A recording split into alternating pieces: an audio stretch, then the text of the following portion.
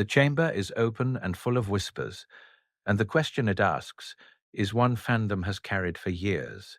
What if Harry Potter fell in love with Hermione Granger?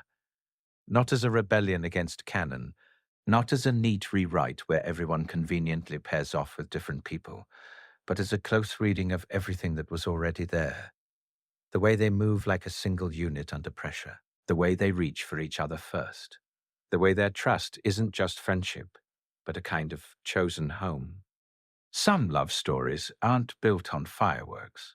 Some are built on the quiet, relentless act of staying. This one begins where something in them quietly changes. The end of third year, in the cold black depths of the Forbidden Forest, with time cracking open and closing again around their hands.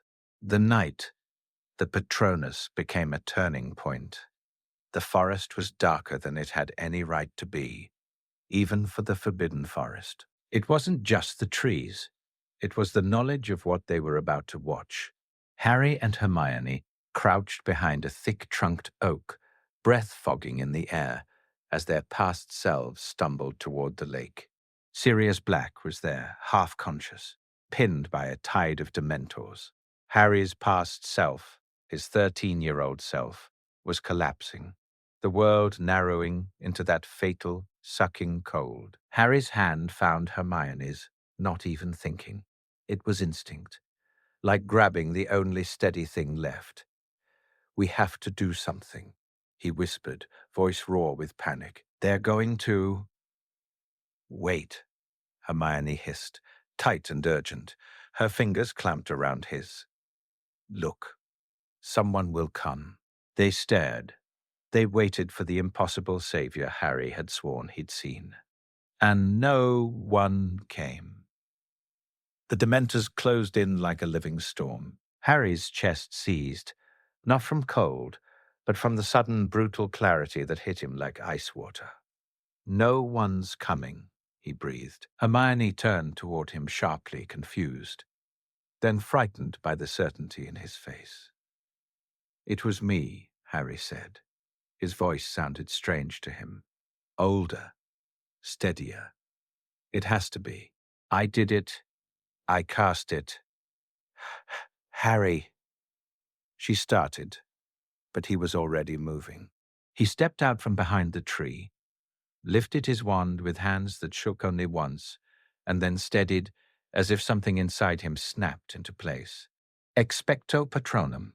The silver stag exploded from his wand, not a thin wisp, not a fragile shield, but a full-bodied surge of light that seemed to carve a new shape into the night. It thundered across the lake, scattering Dementors like ash in wind. The air warmed in its wake. For a moment, the world felt like it could breathe again. Harry stood there, stunned by his own power and by what it meant. That the person he'd wanted to see most in the dark, the father he'd never had been himself all along. Then Hermione's hand landed on his shoulder, grounding him. Real, warm. Here. That was Harry, she exhaled, and her voice didn't sound like a lecture or a correction. It sounded like awe, like pride. That was extraordinary. He turned to face her, and the fading silver light painted her features in soft brilliance. The brightness in her eyes, the tremor she tried to hide, the way she looked at him as though he'd done something no one else could have done. "We did it," Harry said, and the words surprised even him. Hermione blinked. "What?" "We did it," he repeated, and this time it felt steady. "True, we saved Sirius, we saved Buckbeak, Hermione, we changed time, and we did it together." Something moved in the space between them, small, almost invisible, but unmistakable. A recognition, not romance, not yet, not openly, but a shift in the center of gravity. They weren't just friends who happened to be together. They were a team in a way that made the world feel survivable. "We should go," Hermione whispered, but she didn't move. Neither did Harry. His throat tightened with words he didn't know how to say. "Thank you. Stay." Don't leave me in the dark again. Don't ever be gone. Thank you, he managed, and it sounded too simple for what he meant.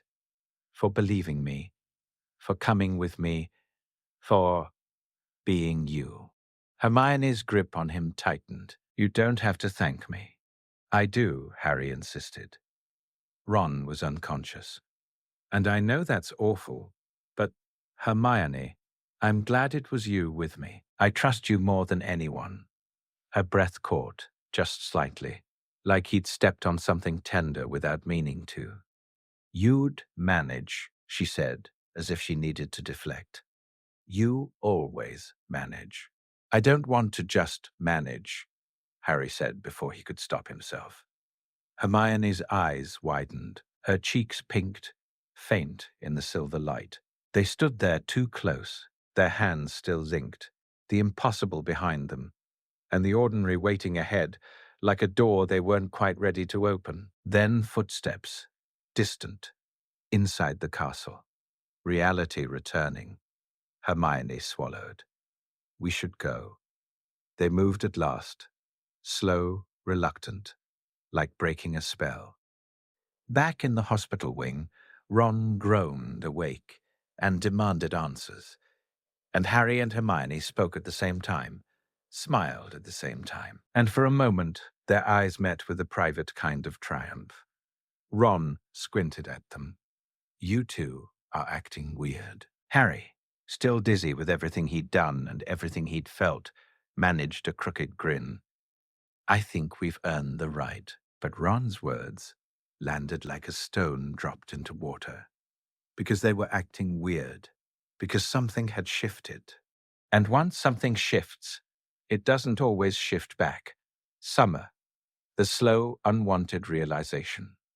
Harry spent the summer at Privet Drive, doing what he always did, surviving the Dursleys, counting down the days, rereading his friends' letters, until the pages went soft at the folds.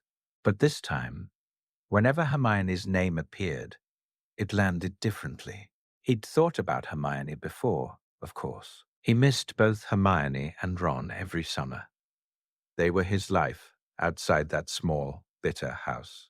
Yet now Hermione's letters made his chest feel tight, in a way that wasn't just longing for Hogwarts. It was sharper, stranger, like his thoughts had learned a new path and kept returning to it without permission. He replayed the forest again and again, her hand in his, her voice when she said his name, her pride, her belief. He wrote to her too often, 3 times a week, sometimes more, and told himself it was normal because they had shared something huge. But deep down, he knew he was lying. He wrote because he wanted her words back, because he wanted proof that she was still there, that the thread between them hadn't snapped in the daylight. Hermione replied faithfully, her letters packed with books and observations and concerns about his treatment at home. And then one letter arrived that made him stare at the ink until his eyes blurred. I've been reading about corporeal patronuses, she wrote. It's rare for someone our age. The spell requires a powerful, happy memory. What did you use? If you don't mind me asking, I'm curious about the mechanics. Harry stared at the question like it was dangerous, because the truth was not a childhood memory, not something safe and distant. The truth was that the happiness had been right there in the forest with her. It had been the moment he realized they could do the impossible together. So he wrote back something true, but not the whole truth. I thought about the moment I realized we'd done it, he wrote. Saved Sirius and Buckbeak. That feeling. Knowing it worked. Her reply came fast. That makes sense, she wrote. Relief like that would be powerful enough. And Harry, I felt the same. When your Patronus appeared and we knew everything would be okay, it was one of the best moments of my life. Harry read that line again and again until it felt like it lived in his ribs. One of the best moments of my life. He tried to tell himself she meant it as a friend, but the thought wouldn't settle.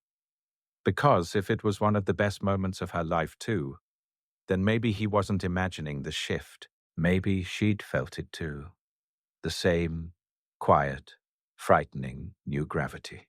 Then Ron's letter arrived, full of Quidditch and Weasley chaos and an invitation that made Harry's heart kick. Mum says, "You can come stay before school." Dad got World Cup tickets. Hermione's coming too. Harry wrote back instantly. Yes, absolutely, as fast as his hand could move. He told himself he was excited for Quidditch. He was, a little, but he was more excited to see Hermione again. The burrow. The moment it becomes real. Harry arrived at the burrow in a burst of green flame and noise. Mrs. Weasley's fussing. Fred and George's arguing. Ron dragging him toward the stairs.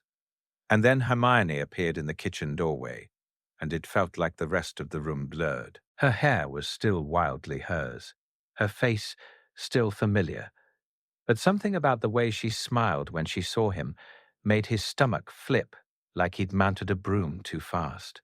"Harry," she said, and she crossed the space and hugged him like she always had.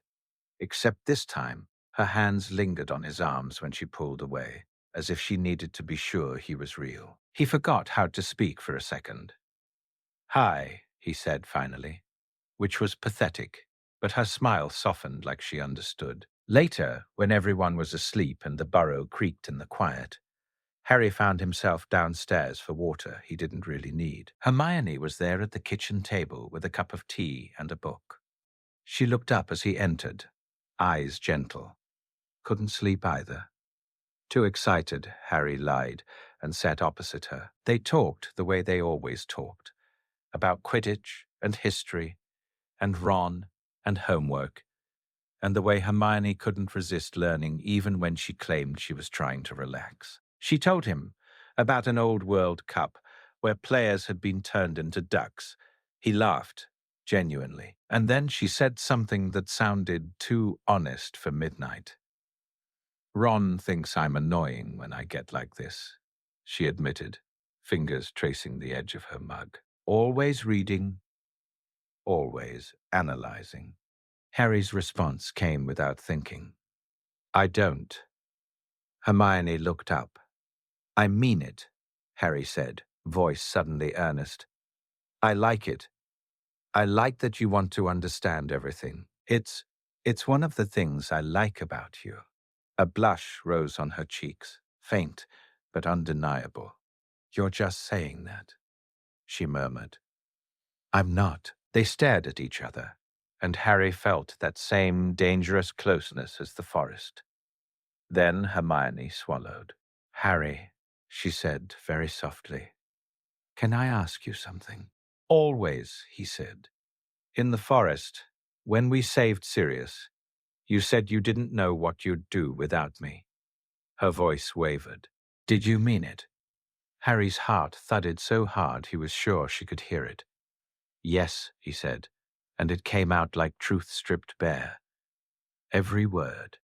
Hermione exhaled, shaky. I don't know what I'd do without you either," she confessed. "And I know we're friends and it should be simple, but when I think about you, She stopped, eyes wide, like she'd realized she was standing at the edge of something.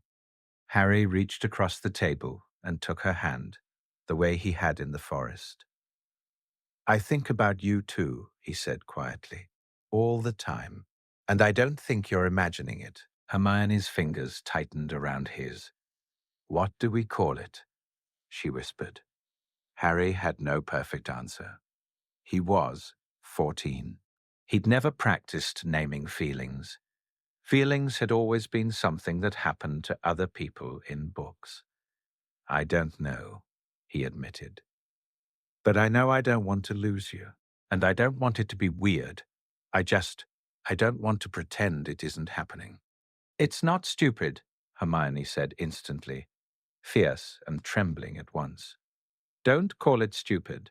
They sat there holding hands, until they heard movement upstairs and panicked into distance, as if the sight of them, connected like that, would set the whole house on fire. Before Hermione left, she rose on her toes and kissed Harry's cheek. Quick, soft, but real. Good night, Harry. Then she disappeared up the stairs and left him touching the spot like it was a new kind of magic. The World Cup. Danger makes the truth impossible to ignore. The Quidditch World Cup was exactly as loud and brilliant as Ron promised, but Harry only half registered it. He sat between Ron and Hermione in the top box. He laughed when Hermione asked why the quaffle wasn't named something more aggressive. He cheered when Ireland scored. He watched Crumb fly like he belonged to the air. But every so often, Hermione's hand brushed his, and it felt like the loudness of the stadium dimmed for a second. They were sharing a secret, even if they hadn't said it out loud. Then the night broke open. Screams tore through the campsite. Masked figures. Muggles levitated for sport. Spellfire cracking like lightning. Mr. Weasley shoved them toward the woods, voice sharp with fear. Stay together. Don't come out. They ran. They stumbled through trees. They counted each other. Then Hermione froze. Ginny? She gasped. Where's Ginny? Panic surged. Fred and George swore. Ron spun, face blanching. She was right behind us. We have to go back, Hermione said, and there was no hesitation in her voice. No debate. Ron grabbed her arm. Hermione, Dad said. Your sister is out there alone. Hermione snapped, eyes bright with terror. We're going back. Harry didn't even think. He just moved. Ron, he said fast, take the twins and keep going. Get to safety. Harry, no time, go. Harry grabbed Hermione's hand and sprinted back toward the chaos. They found Ginny crouched behind a toppled tent, frozen as a Death Eater advanced. Harry's wand was up before his fear could catch him. Stupefy. The Death Eater hit the ground hard. Ginny, run, Hermione yelled. Ginny bolted. More masked figures turned toward them, drawn by the flash of spellfire.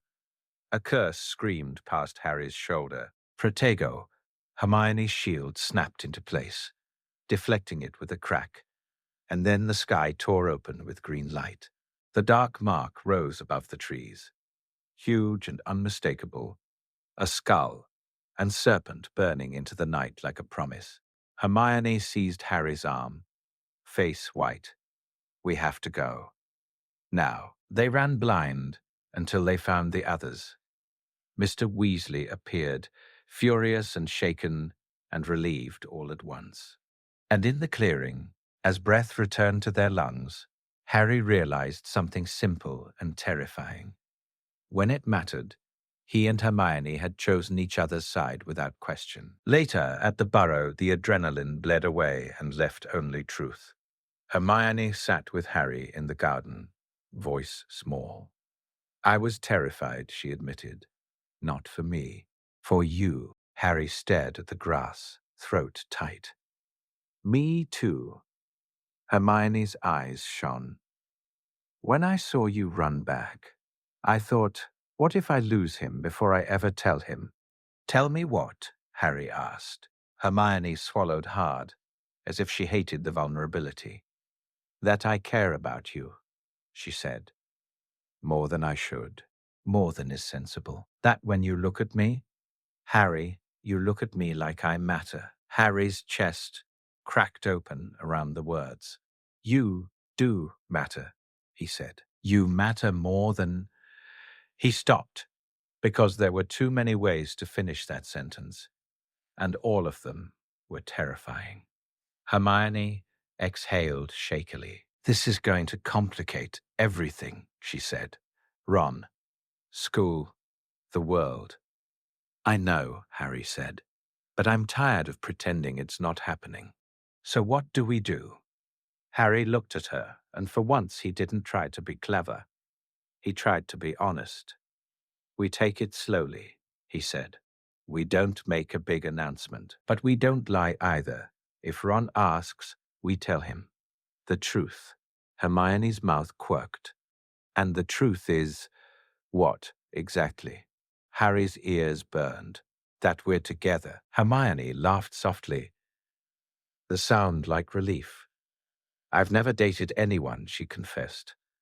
"Neither have I," Harry admitted. Hermione's hand slipped into his. "Easy now." "Then we'll learn," she said. "Together." And as they walked back toward the burrow, their fingers linked, like it was the most natural thing in the world, Ron watched from an upstairs window with a troubled, bewildered expression, and the story tilted toward the moment it would become impossible to hide. The Hogwarts Express felt the same as it always had. Steam, sweets, shouting, the comfort of returning to something that belonged to them. But the moment Harry, Ron, and Hermione slid into their familiar compartment, Harry knew it wasn't the same, because now there was a new current under everything. Harry and Hermione tried to act normal. They sat the way they always sat. They talked about homework. Hermione pretended to read while listening to Ron complain about Percy. But Ron kept looking at them, not casually, not like he was daydreaming, like he was counting something, like he was trying to solve a problem he hadn't wanted.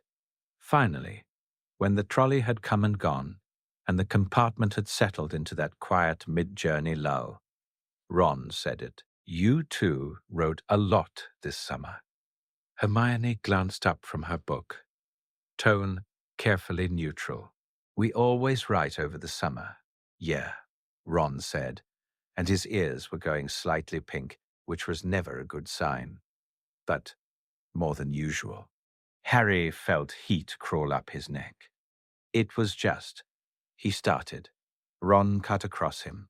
"Mum said your owl was at ours constantly, like every other day, sometimes more." Hermione's eyes flicked to Harry for a fraction of a second. A silent check-in. "Are we doing this now?" Harry swallowed. "It's not a crime," Hermione said briskly. "Friends write to each other." "I'm your friend too," Ron shot back, sharper than he probably meant. "And you didn't write to me 3 times a week." Hermione's mouth tightened. "Because you hate writing letters. You complain every time you have to pick up a quill." "That's not the point." "What is the point?" Hermione asked. And now there was an edge in her voice too. She hated unfairness, and Ron's insecurity had always had a way of turning into unfairness. Ron's gaze flicked between them again. His jaw set. "The point is, you've been acting weird since the World Cup. Actually, since the end of last year." His voice dropped, but it didn't soften. "And I'm not stupid. I can tell when something's different." Harry's stomach sank. Ron wasn't wrong. Hermione went very still, like she was bracing herself. Ron took a breath, and then the words fell out in one rush, as if he couldn't stand holding them any longer. "Are you two together? Like dating or something?" The air in the compartment changed. Heavy, charged. Harry and Hermione looked at each other. Not with panic, with that silent language they'd developed, built out of war and plans and near-death moments. Hermione gave a tiny nod, almost imperceptible. Harry realized he'd already decided too. He just hadn't wanted to say it out loud. "We're figuring things out," Hermione said carefully. "Harry and I. We care about each other more than just as friends. And we're trying to understand what that means." Ron stared at her like she'd slapped him. Then he turned to Harry, and Harry saw something in Ron's face that made his chest ache. Hurt, sharp, and immediate. "You're together," Ron said, voice cracking a little. "You're actually—" "It's not," Harry began, desperate. "It's not like we planned it to. How long? Ron demanded, cutting him off. How long have you been figuring things out? Hermione hesitated. Harry hated that hesitation because it made it sound guilty. Since the summer, she admitted. Since just before the World Cup. Ron's face went through a rapid sequence of emotions that Harry couldn't keep up with. Surprise, anger, betrayal, something darker, like fear. So you didn't tell me, Ron said, voice rising. You let me sit there, like an idiot, while you two. We didn't know how, Harry said quickly. Ron, we were still trying to understand it ourselves. Hermione leaned forward, earnest and strained. Ron, you're our best friend. This doesn't change that. Ron barked a humorless laugh. Of course it changes that. He shoved his sweets aside like they'd offended him. My two best friends are dating each other, and I'm just… What? The spare seat? You're not a spare seat, Harry said fiercely. Ron, you're Ron. You're my best mate. Ron stood so abruptly. The compartment door rattled. I need air, he said. I'm going to find Dean and Seamus. He slid the door shut too hard and vanished down the corridor, leaving silence behind him like smoke. Harry sat there, staring at the door, feeling like the train had tilted. Hermione's hands were clenched on her book so hard her knuckles were white. He's hurt, she said quietly. I know, Harry said, voice rough, and I hate it. Hermione swallowed. We should have told him sooner. Harry looked at her helpless. We didn't even know what we were ourselves. How were we supposed to announce it? I don't know, Hermione admitted, and that honesty was somehow worse. But it's Ron. He shouldn't have had to drag it out of us. They sat in that uncomfortable hush until the door slid open again, and Ron returned. But the Ron who came back was not the Ron who'd left. He was polite, controlled, almost cold, and that was, somehow, worse than anger. The weeks that followed, the trio breaks, and something else forms. At Hogwarts, the castle swallowed them into routine, classes, meals, gossip about the Triwizard Tournament, returning after 2 centuries. And yet, nothing was routine anymore. Ron stayed around them, but his warmth was gone. He still sat with them at breakfast, still did homework in the library, still stood beside them in corridors, but he did it like he was standing behind a glass wall. Harry felt it constantly. The absence of ease, the missing laughter, the way Ron's gaze flicked to Harry and Hermione whenever their hands brushed, like he'd been stabbed by something invisible. Hermione tried to be patient. She tried to be kind. Harry tried too, but Harry's patience had never been his greatest strength. One evening in early October, Harry and Hermione sat by the lake with books open between them, pretending to study while Ron was at Quidditch practice. This is awful, Hermione said quietly. Harry looked at her, and the misery in her face made him ache. I hate that he's upset, she continued. I hate that it's because of us. We're not doing anything wrong, Harry said, the words coming out harder than he meant. We have a right to feel what we feel. Hermione's fingers traced a line in the margin of her notes. I know that intellectually. Harry understood. Hermione's brain could logic her through anything, but her heart was another matter. It still feels like we're choosing each other over him, she said. Harry's jaw tightened. We're not choosing, he said. We can care about both. Hermione's eyes lifted to his. Then why can't he see that? Because he's 14, Harry said, bitter, despite himself. And he thinks everything that happens to me is a spotlight he never asked for. Hermione's expression softened, even as pain flickered there. He'll come around, she said, but it sounded more like hope than certainty. He's loyal. He loves us. And if he doesn't, Harry asked, quiet but fierce. Hermione, I'm not giving you up to make him feel better. Hermione looked startled, then moved closer, voice low. I wouldn't want you to, she said. And I won't give you up either. Their hands found each other, fingers lacing like a promise. But the problem remained. Ron was still there, still hurting, still part of them in a way that made every small private moment feel like it had sharp edges. Then the Triwizard Tournament began in earnest, and Hogwarts found a new obsession to bury everything under. The Goblet of Fire, and the first crack in Harry's premonition.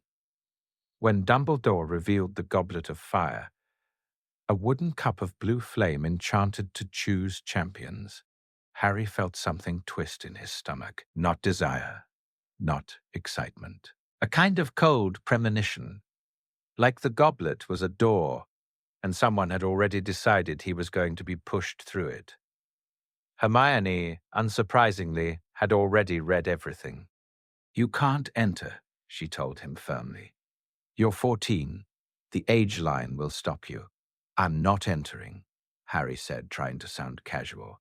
I just think it'll be, interesting. Hermione's glare suggested interesting was a synonym for dangerous and stupid. Then Beauxbatons arrived in a glittering carriage pulled by enormous winged horses, and Durmstrang emerged from the lake like something out of a dark legend.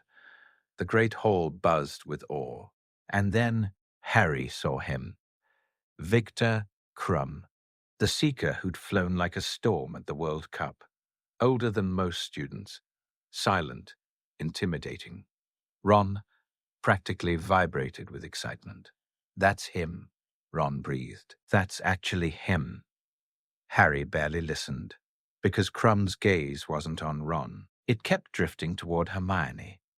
At first, Harry thought he was imagining it, because why would someone like Krum look at Hermione? Then Krum approached her in the library. Not Ron, not the loud girls giggling at him. Hermione. You are Hermione Granger, Krum said, accent thick but words careful. Hermione blinked, startled. Yes, and you're Victor Krum. I see you read often, Krum said. I like this. Most students talk only about Quidditch, a brief curve of amusement. I do not always like Quidditch talk. Hermione, who could speak calmly to almost anyone, suddenly looked like she'd forgotten what to do with her hands. Harry appeared at her elbow, a protective instinct flaring so fast it startled him. Hermione and I usually study together, Harry said, polite but tight. But we could all study sometime.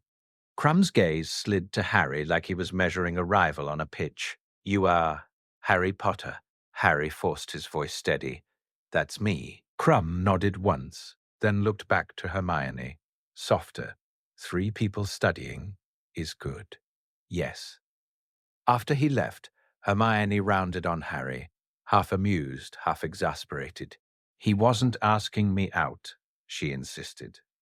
He was absolutely asking you out, Harry said, and the jealousy tasted strange in his mouth, new and humiliating. Hermione's lips twitched. Are you jealous? Maybe, Harry admitted, because lying would be pointless with Hermione. Is that terrible?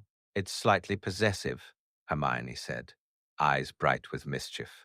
Then she rose on her toes and kissed his cheek, quick, warm, but also a bit sweet. Harry's stomach flipped. You don't have to worry about him, Hermione added, quieter now. I'm with you. Harry's voice came out rough. Promise? I promise. The champions are chosen, and Harry's life is stolen again. When Crum's name emerged from the goblet as Durmstrang's champion, the school erupted. Then Fleur de la Cour for Beauxbatons. Then Cedric Diggory for Hogwarts. Applause, cheers, house pride, everything sharpening into celebration. Harry sat stiff with that premonition still coiled in him. And then the goblet spat out one more name. Harry Potter. The great hall went silent in a way that felt like the world holding its breath. Harry stared at the parchment in Dumbledore's hand and felt his blood turn cold.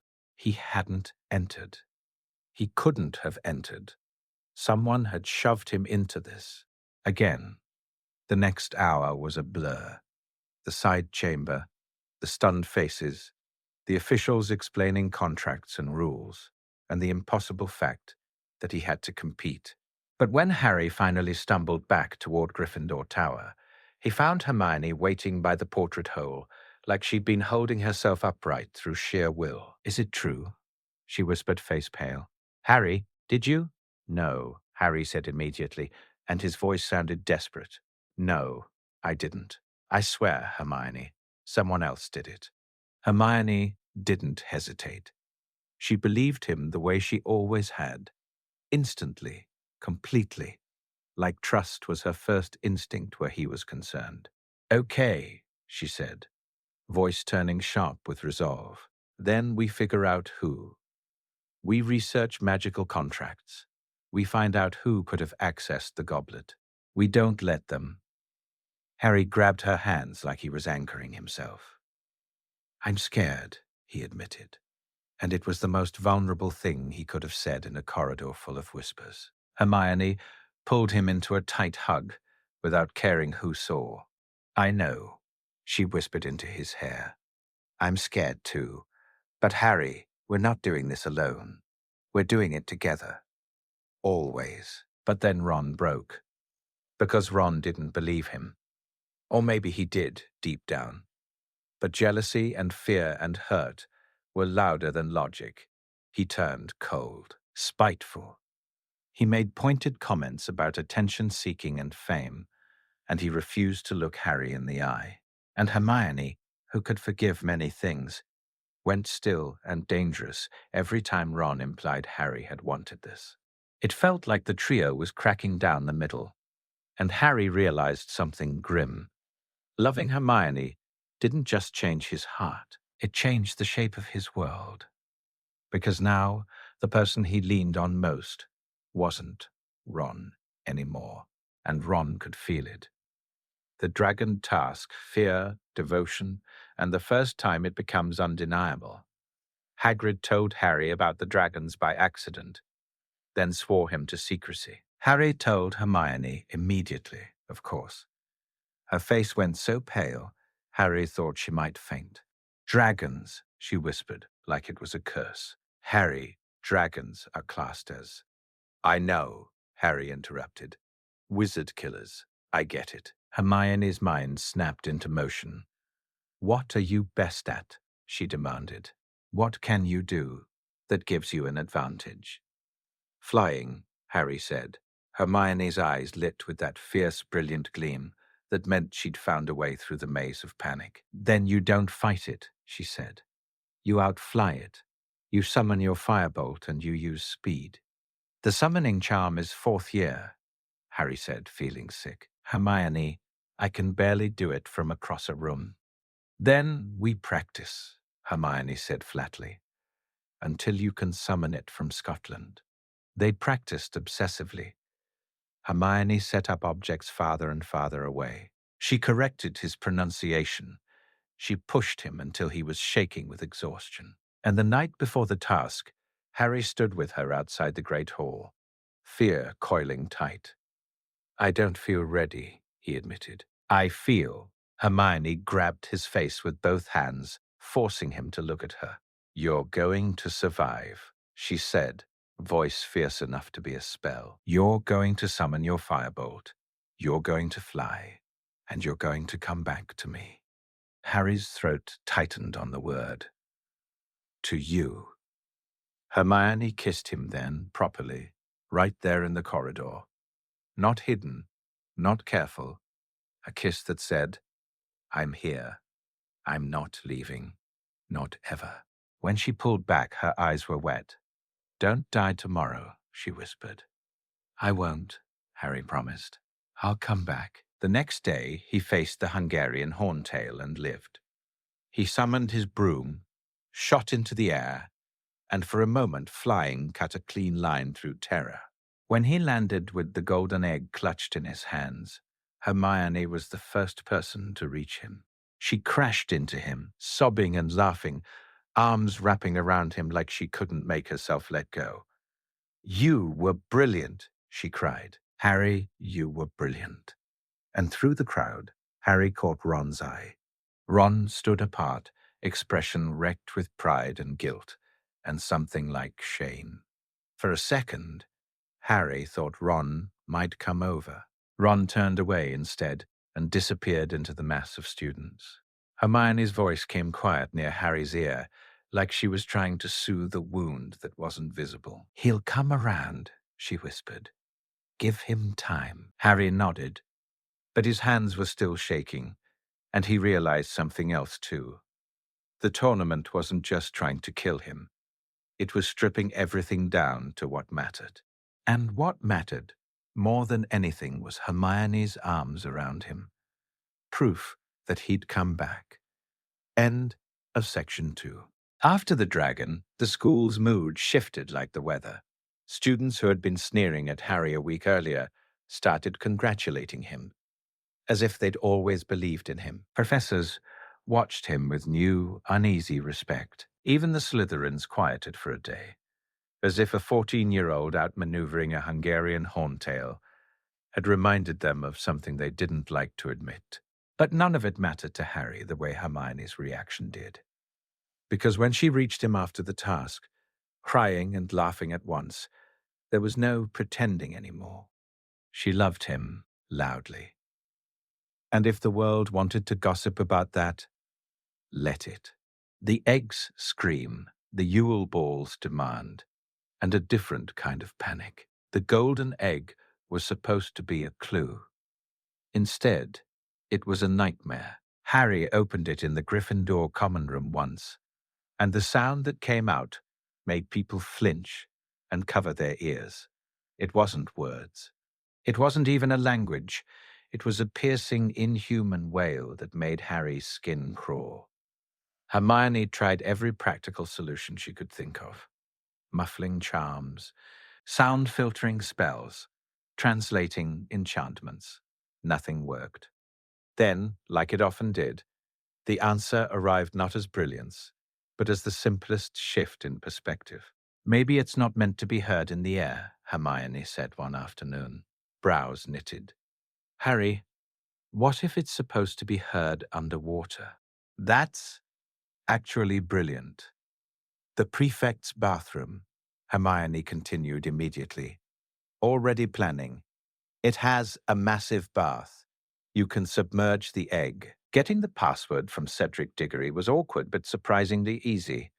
Cedric gave it with a kind of guilty decency, as if he hated the whole mess as much as Harry did. That night, Harry snuck up to the prefect's bathroom, filled the bath with steaming water, took a deep breath, and plunged the egg beneath the surface. The wail became a song. "Come seek us where our voices sound. We cannot sing above the ground. An hour long you'll have to look. And to recover what we took, Harry." By the time winter truly arrived, by the time the sky over Hogwarts turned the color of wet slate and the lake wore a skin of thin, cracking ice, Harry began to understand something strange about how feelings grew. They did not arrive like owls, direct and dramatic, dropping a letter into your hands and demanding you read it. They arrived like snow, quiet, gradual, almost polite at first. And then, one day, you looked up and realized the whole world had changed. It started with time, not the heroic kind of time that the stories always promised. No last-minute rescues, no dramatic speeches in candlelight, just ordinary hours stacked on each other, in the library, in corridors, in classrooms, where the air smelled like chalk and old parchment. Harry had always thought he hated the library. He had hated it because it belonged to Hermione. Not in a possessive way. Hermione didn't hoard things like that, but in the sense that she knew how to be in it. She belonged among books, the way some people belonged near a fire, certain, warm, steady.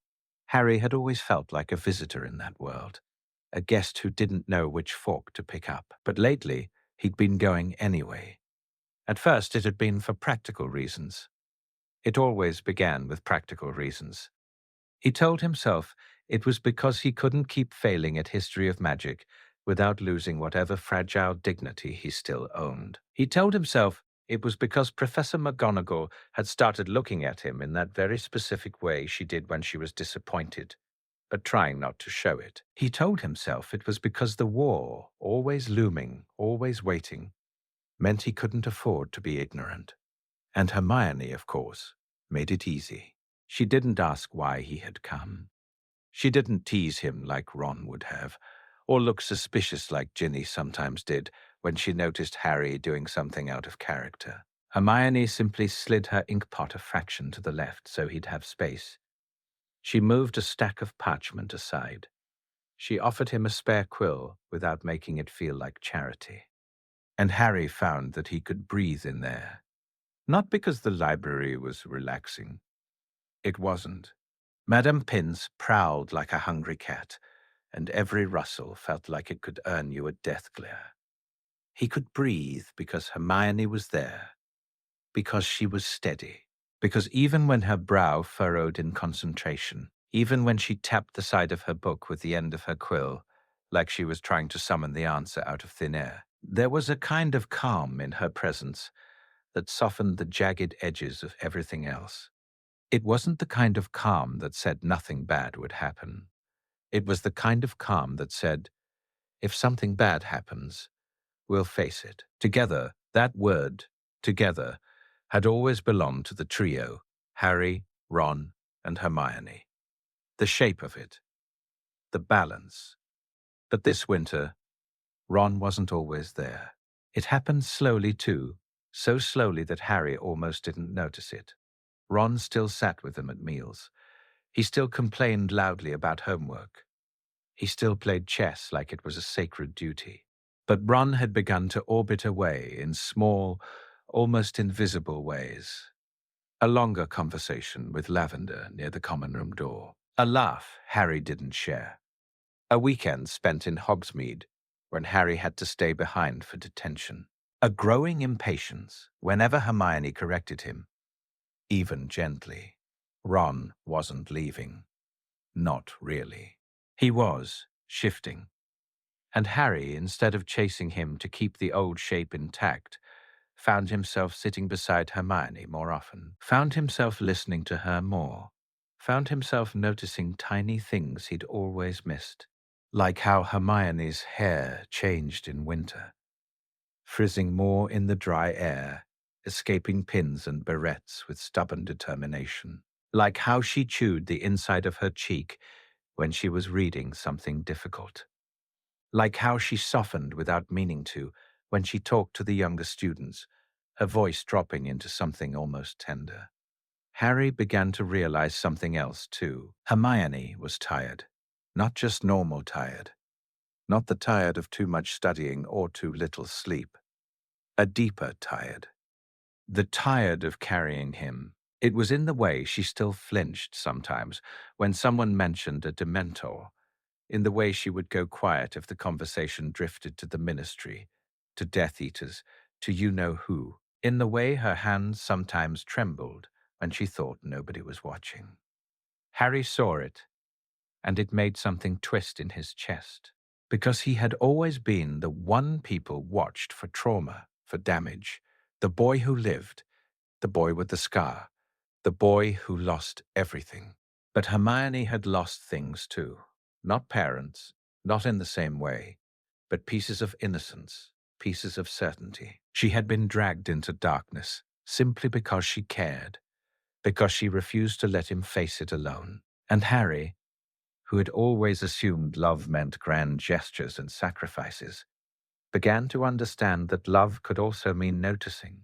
So, one evening, when the library was nearly empty and the candle flames had burned low, he did something that felt both small and enormous. He reached across the table and nudged a warm mug of tea towards her.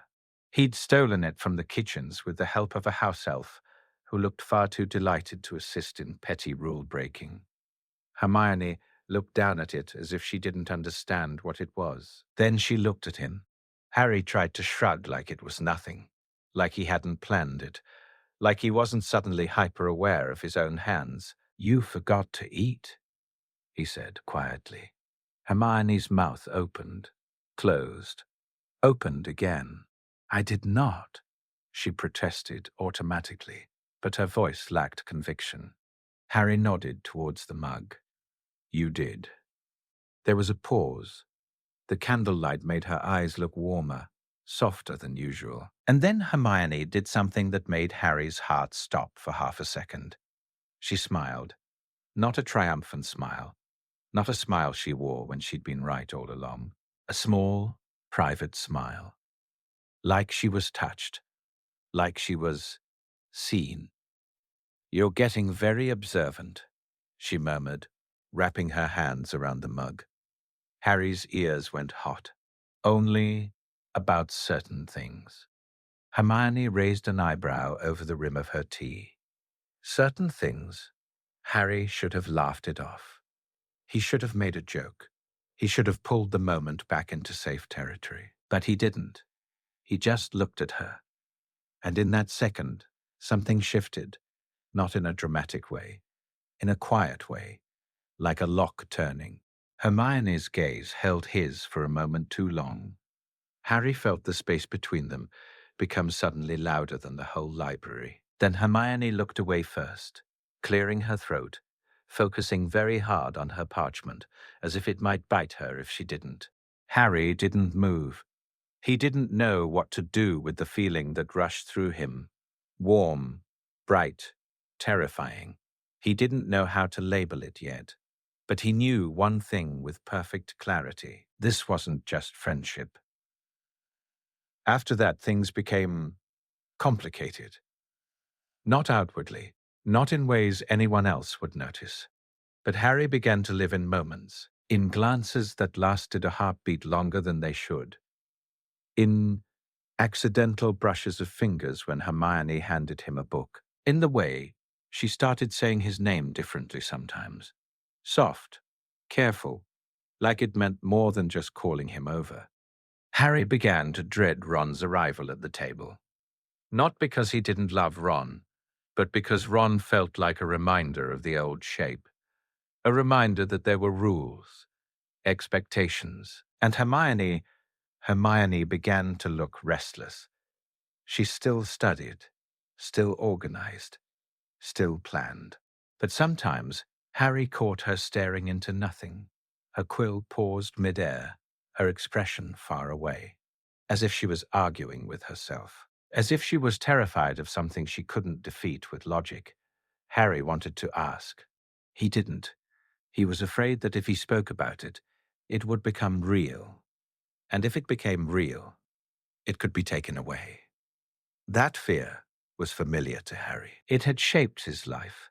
So he did what he always did. He stayed quiet. He waited for disaster, because disaster had always been the thing that answered questions for him. And disaster, as usual, arrived on schedule.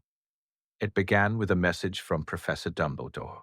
Harry was summoned after dinner, the note delivered by a third-year Ravenclaw, who looked far too excited to be part of something mysterious. Hermione insisted on coming with him. Ron didn't argue.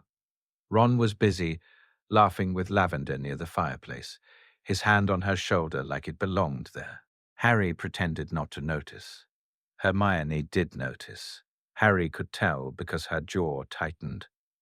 But she didn't say anything as they walked through the corridors. Dumbledore's office was warm and bright, filled with strange ticking instruments and the gentle smell of lemon drops. The headmaster looked older than usual, Harry thought. Not physically. Something about his eyes. Something weighed on him. "Harry," Dumbledore said softly. "Miss Granger." Hermione nodded politely, but Harry could feel her alertness. She was always alert around Dumbledore, always respectful but never blindly trusting. Harry had never known whether that made him uncomfortable or grateful. Tonight, he was grateful. Dumbledore folded his hands. I have received information. Harry's stomach dropped. It always dropped with those words. Voldemort is searching again, Dumbledore continued, for something he believes will secure his victory. Hermione's eyes narrowed. A weapon? Dumbledore's gaze flicked to her, thoughtful. In a sense, he believes there is a weakness in the protections around you, Harry. Harry swallowed. Me? No, Dumbledore said gently. Around those you love. The word love hung in the air like a spell. Harry felt Hermione's breath catch beside him. Dumbledore watched them both with an expression that was too knowing, too careful. Harry's hands curled into fists. Hermione spoke first. Her voice steady despite the slight tremor Harry could hear beneath it. What does he know? Dumbledore's eyes softened. He does not know specifics, but the way he said it suggested he suspected more than he admitted. He is watching, Dumbledore went on, testing, prodding. He has done so before, as you know. Harry's mind flashed to the Department of Mysteries, to Sirius falling, to the way grief had almost hollowed him out. Hermione's hand, without thinking, found Harry's wrist, her fingers wrapped around it, firm and warm. And Harry realized, with a quiet horror, that Voldemort didn't need to know specifics. Because Harry's weakness had always been the same. It wasn't pride. It wasn't ambition. It was love. Later, after they left the office, they walked in silence. The corridors were empty. The castle felt too big, too cold. Hermione didn't let go of Harry's wrist until they reached a window overlooking the grounds, where moonlight turned the snow into a pale field. Harry stopped there, staring out. Hermione stood close. Her fingers still held him, as if she didn't trust him not to fall. I don't like it, Hermione whispered. Harry swallowed. His throat felt tight. Neither do I. Hermione's grip loosened slightly. Dumbledore. He knows. Harry glanced at her. What? Hermione hesitated, struggling for words. He looked at us. She said quietly, as if saying it too loudly might make it worse. Like he was, checking something. Harry's face went hot again. Not from embarrassment this time, but from fear. He can't, Harry began, but stopped. Because what was he denying? That something was happening, that he felt it. Hermione's eyes were bright, too bright. Not tears exactly, but the edge of them. I can handle danger, she said, voice sharp with frustration. I can plan. I can fight. I can... I know, Harry said. Hermione shook her head, as if the words weren't enough. But this, she whispered, and her voice softened into something raw. This is different. Harry stared at her. Because Hermione Granger did not say things like that. She did not admit fear without an enemy to aim it at. She did not stand in moonlight with her hair in loose waves and her eyes shining, and confess that something felt different. Harry felt like he was standing on the edge of something, a cliff, and the drop below wasn't death. It was worse. It was vulnerability. He took a breath. Hermione, he said quietly. She looked up, her expression defensive, braced for whatever he might say. Harry didn't know how to do this. He didn't know how to speak feelings into existence, but he knew he couldn't keep pretending. I think, he started, and his voice sounded strange, like it belonged to someone older, someone braver. I think I've been trying not to notice. Hermione's eyes widened slightly. Notice what? Harry's heart pounded so hard it felt like it might crack his ribs. He could hear his own breath. He could hear the faint groan of the castle settling. He could hear the distant laughter from the common room far below, like the world was still normal somewhere else. I've been trying not to notice you, Harry said, and the words came out wrong, and yet perfectly. Hermione blinked, confused. Then startled, Harry hurried, because if he stopped, he might lose courage. I mean, I've always noticed you. Of course I have. But lately it's like he broke off, frustrated. Hermione stared at him like she was watching a spell form, unsure whether it would explode. Harry swallowed. It's like when you're not there, he said softly. The room feels wrong. Hermione's breath shook. Harry's voice dropped even lower. And when you are there, he admitted, I don't know what to do with myself. There it was, not a confession of love, not yet, but something close enough that it could burn. Hermione didn't speak for a moment. Her face had gone very still. Then, quietly she said, Harry. Her voice trembled on his name, like it meant something. Harry held her gaze, helpless. Hermione's hand slid from his wrist to his palm, fingers threading with his. And the contact was so simple, so human, that Harry almost couldn't bear it. I've been trying not to notice too, Hermione whispered. Harry's breath caught. You have? Hermione let out a small, shaky laugh that wasn't really laughter. Yes, she said, because it's ridiculous. Harry's mouth twitched faintly. Why? Hermione's eyes flashed with tears now, sudden and bright. Because you're Harry, she said. Like that explained everything. Like his name was a curse and a blessing, and a barrier all at once. And I'm me. And Ron is... She stopped, pain tightening her expression. Harry felt guilt stab through him. Ron. Always Ron. Harry didn't want to be the thing that broke them. He didn't want to steal anything. But he couldn't pretend his feelings didn't exist either. Hermione squeezed his hand. I don't want to hurt him. I don't either, Harry said. Their eyes held, and in that moment, Harry understood the cruelest truth. Sometimes, love wasn't a choice between good and bad. Sometimes, it was a choice between pain now and pain later. Hermione's voice dropped to a whisper. And then there's Voldemort, she said, and Dumbledore's warning. Harry's throat tightened again. He looked down at their joined hands. It felt like holding a flame, beautiful, dangerous. He lifted his gaze back to Hermione. I don't want him to use you against me, Harry said, voice rough. I can't lose you. Hermione flinched slightly at the word lose. Then she stepped closer, so close Harry could feel the warmth of her through their robes. Her eyes searched his face as if memorizing it. I'm right here, she whispered. Harry's breath came shallow. Then Hermione did something that made the whole world narrow to one point. She lifted her other hand and touched his cheek, just lightly, her fingers trembling. Harry didn't move. He couldn't. It felt like if he moved, the spell would break. Hermione's thumb brushed the edge of his scar, not the lightning bolt itself, but the skin beside it, tenderly, as if she could soothe the pain Voldemort had left behind. Harry's eyes burned. Hermione, he breathed, and it was a warning and a plea. Hermione swallowed. Tell me to stop, she whispered. Harry didn't, so Hermione leaned forward, and she kissed him. It was not dramatic.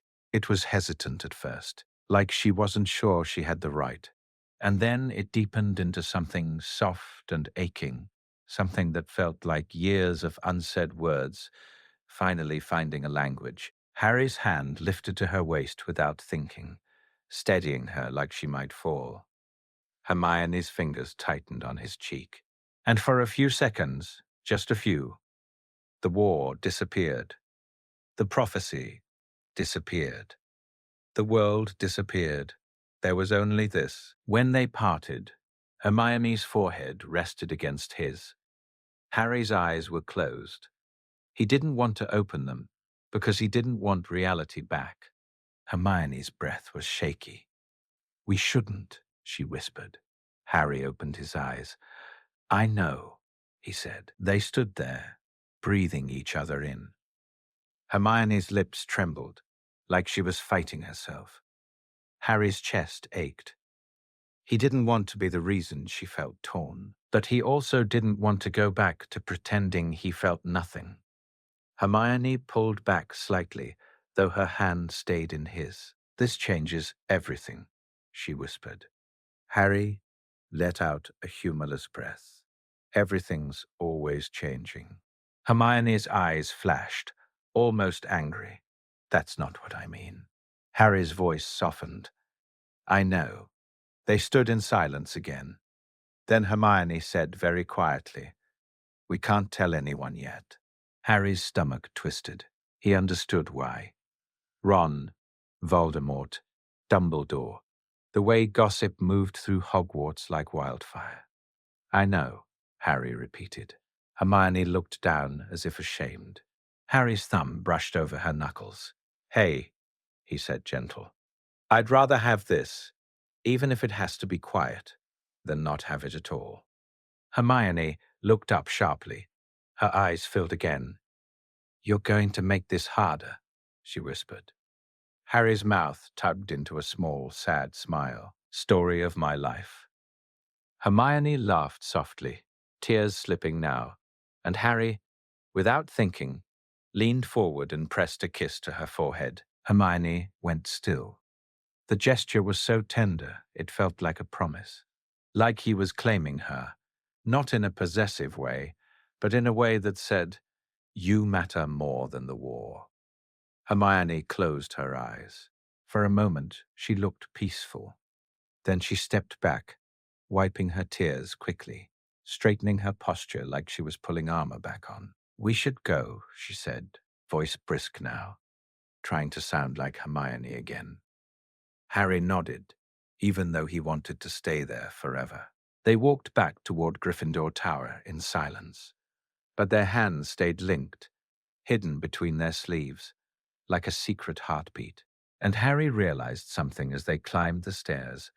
He had always thought the prophecy was the thing that would define his life, but now he understood. Love was going to define it too, and Voldemort would not ignore that.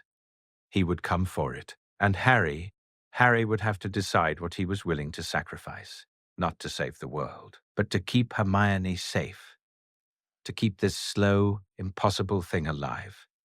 Because now that he had it, now that he had her, he wasn't sure he could survive losing it. Not again.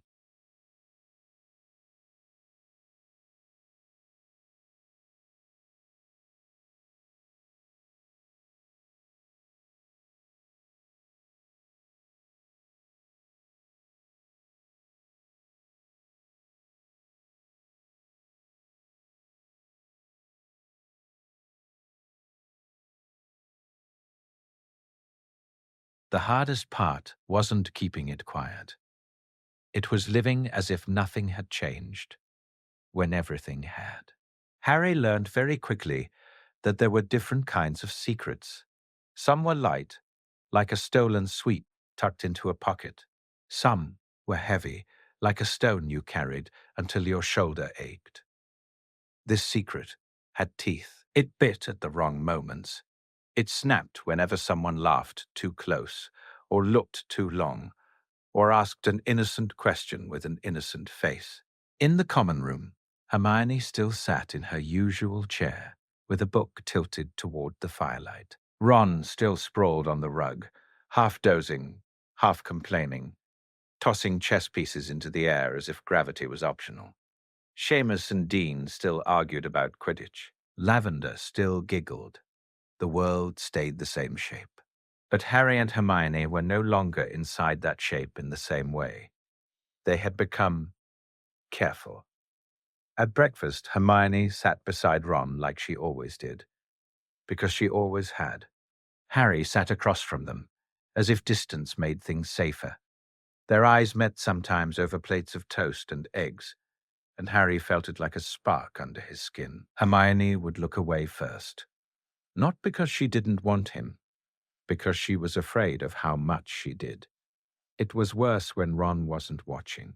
When Ron leaned close to Hermione to say something, and she instinctively flinched, not from disgust, not from dislike, but from guilt, Harry's stomach turned over like he'd swallowed a cold stone. He didn't blame Hermione. He blamed himself. He blamed fate and war and the cruel timing of hearts. He blamed the way love didn't ask permission. It only arrived, and then demanded you deal with the wreckage. Harry started to notice how often Hermione's hands shook when she thought no one was looking. How often she stopped mid-sentence when Ron entered the room. How she was always measuring the space between them, her and Harry, like it was a dangerous potion, and she was trying not to spill it. He wanted to tell her it was okay. He couldn't, not in public. So he learned how to speak in other ways. A quick brush of his fingertips against her sleeve as they passed in the corridor. A note slipped into her book. Eat something. A small smile. Only for her, in the middle of a room full of noise. And Hermione answered in her own quiet language. A glance that lingered. A softening of her shoulders when she saw him. A steadying hand on his arm when the world felt too loud. They were building something out of fragments. A love that had to fit between seconds. A love that lived in shadows. It should have felt romantic. It felt like war. The first time it almost went wrong was in potions. Of course it was potions. Snape had a talent for making everything feel like a trap. The dungeon air was sharp with fumes and damp stone. Cauldrons bubbled, quills scratched. The class was tense in that familiar way, half fear of Snape, half fear of failure. Harry's potion had been suspicious. It wasn't exploding, which was already a victory. But it had the dull, sickly color of boiled cabbage. Hermione, working beside Ron, glanced at Harry's cauldron, then at his face. Harry gave her a look that meant, don't. Hermione ignored him. Of course she did. She rose from her seat, moving like she had every right to cross the room, because Hermione always moved like she had every right to do anything. She stopped beside Harry's cauldron and leaned over it, her hair falling forward slightly. The scent of her, ink and parchment, and something faintly herbal, hit Harry like a wave. His hands went stupid. His brain went blank. Hermione murmured, barely moving her lips, "You added the saprophyros bean too early." Harry swallowed. "I did not." Hermione's eyes flicked up to his, a mixture of exasperation and fondness that made his chest ache. "You did," she whispered. "Stir counterclockwise twice, then add the valerian, quietly." Harry's fingers tightened around his stirring rod, and he forced himself to focus on the potion instead of the fact that Hermione was so close his arm brushed hers. He stirred. The potion shifted color, slowly warming toward something less tragic. Hermione leaned in again, her voice barely audible. And Harry. He glanced at her. Her eyes were serious now, suddenly, in a way that made him feel like he was falling. "Stop looking at me like that," she whispered, "or Ron will notice." Harry's face burned. He looked away immediately, staring down into the cauldron like it contained the meaning of life. Hermione straightened and returned to her seat with practiced calm. Snape's eyes, sharp as knives, tracked her movement. Then his gaze slid to Harry. Harry's stomach dropped. Snape walked slowly toward Harry's station, robes billowing like a dark cloud. "Potter," Snape drawled, leaning over Harry's cauldron. His black eyes flicked over the potion. "Astonishing." Snape's lips curled.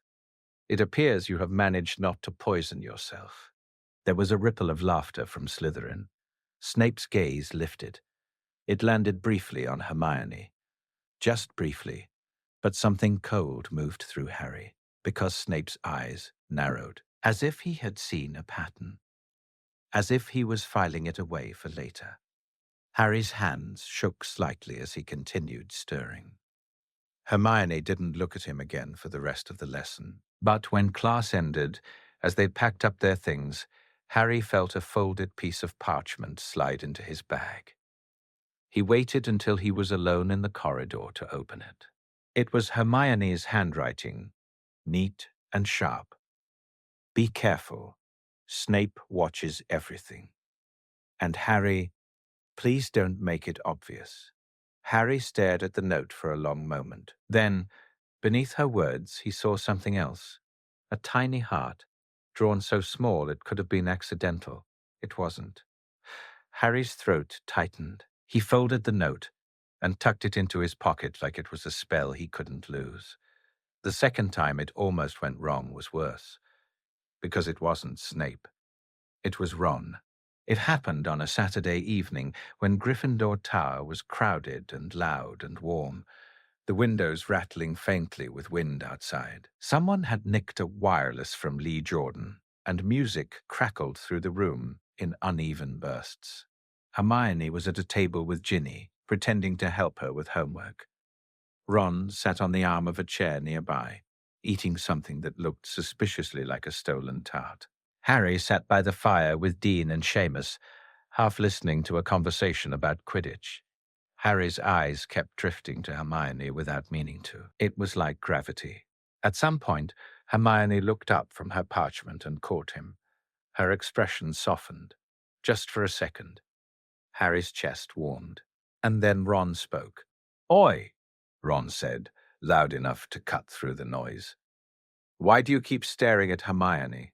The words hit Harry like a bludger. The room didn't go silent, but it felt like it did. Like the sound narrowed into a tunnel, like everyone's ears had turned toward them. Hermione froze. Ginny's head snapped up, eyes sharp. Harry's mouth went dry. Ron wasn't smiling.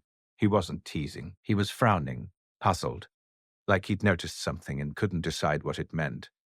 Harry forced a laugh that sounded wrong even to him. "I'm not," he said quickly. I was looking at the homework, trying to remember what it's like to be competent." Seamus snorted. Dean chuckled. It should have eased the tension, but Ron kept looking between Harry and Hermione like he was doing maths. Hermione's face went pale, but she lifted her chin. "Maybe he's staring because you're being loud," Hermione said briskly, eyes on Ron. "Some of us are trying to work." Ron blinked, slightly thrown off balance. "I'm not loud." Hermione gave him a look that could freeze water. Ron huffed and turned away, muttering something under his breath. The moment passed. The room breathed again, but Harry's hands were shaking. He stood abruptly. "I'm going for a walk," he said, voice too casual. He didn't wait for anyone's response. He left the common room and walked quickly through the corridors, heart hammering like it was trying to escape. He didn't know where he was going. He just knew he couldn't stay in there, not with Ron's eyes on him, not with Ginny watching like she might already suspect something.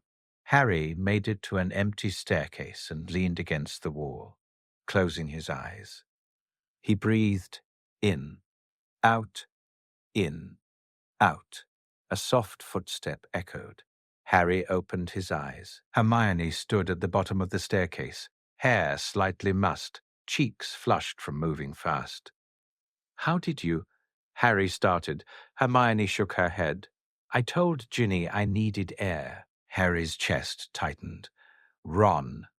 "I know," Hermione whispered. They stared at each other. Alone in the empty stairwell, it felt like the castle itself held its breath. Hermione climbed the steps until she was close enough that Harry could see the fear in her eyes. Not fear of Voldemort. Fear of this. Fear of what it could cost.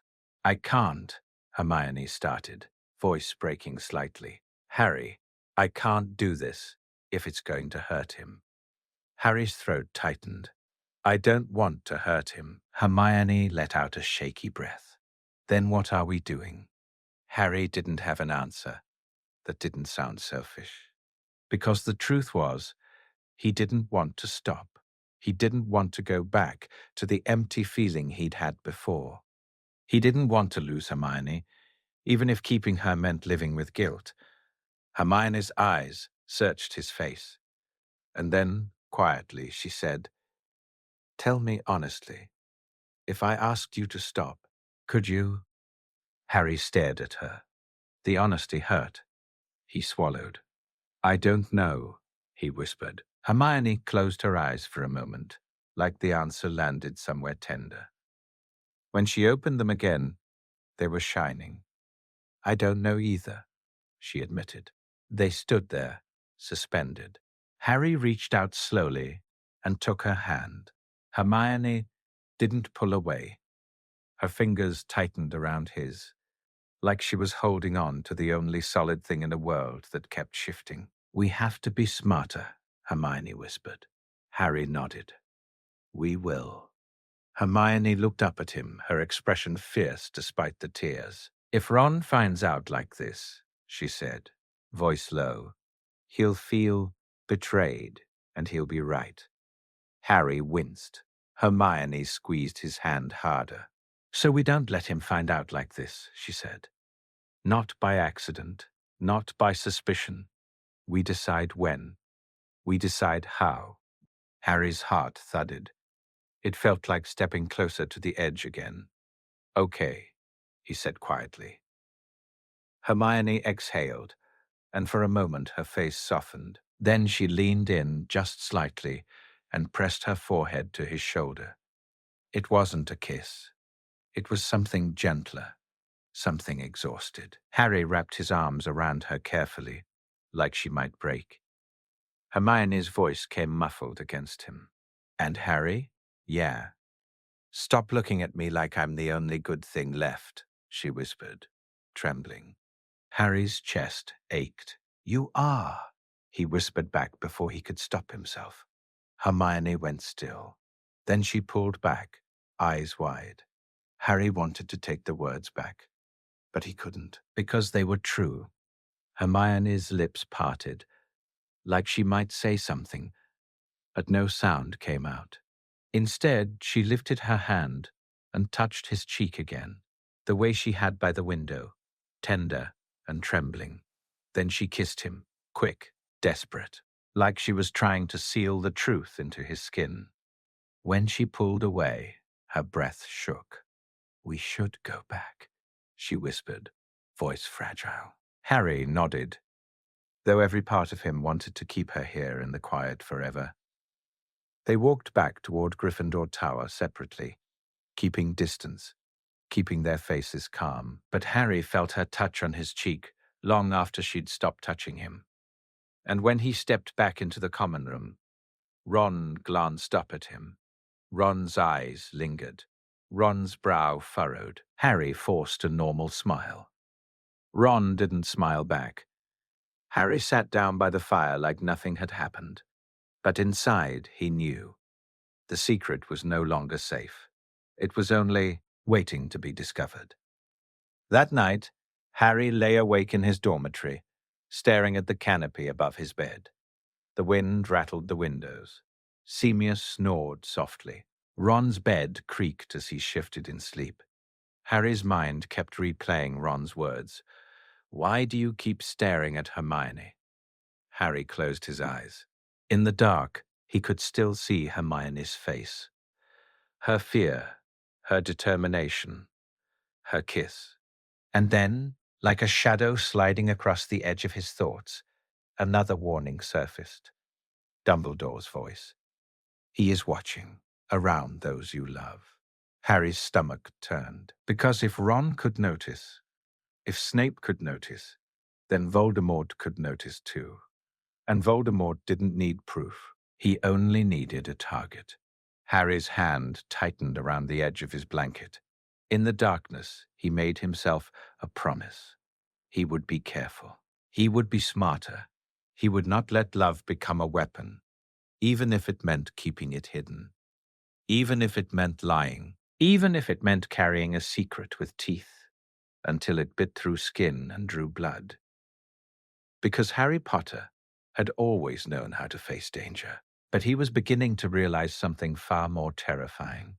he might have to learn how to protect happiness.